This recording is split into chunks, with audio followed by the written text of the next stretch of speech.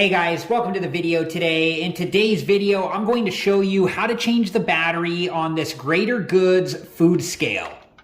Okay, so the first thing that we need to do is to make sure that the power is turned off. If you do have the power turned on, we're just going to hold down the power button until you see the display turn off.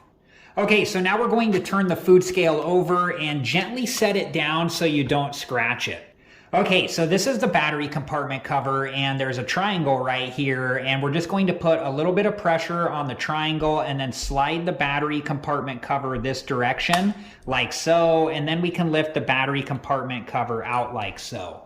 Okay, so here's a closer look at the battery compartment, and this battery is a CR2032 battery, which is a pretty common battery that you should be able to find in stores or online.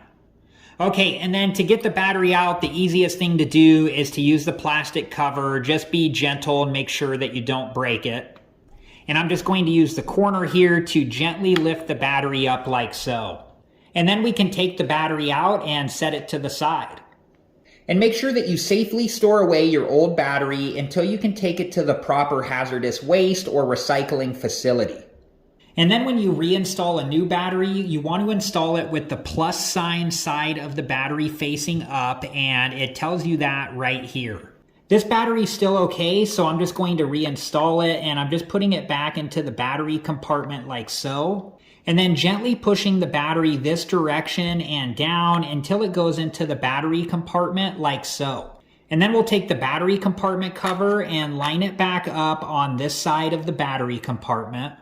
Okay, so now we're going to slide the battery compartment cover back into place by gently pressing down on the triangle and sliding the battery compartment cover this direction. And I'm going to place my other hand right here for some resistance, and we're just going to slide this back into place until it snaps all the way back into place. And now we can turn the scale back over. All right, guys, that was it for this video. I hope it's been helpful, and thank you so much for watching. Please like, subscribe, and comment, and I hope to see you guys in the next video. Have a good one. Thank you guys for watching. Please like, subscribe, and comment, and if you have the time, check out these other great videos.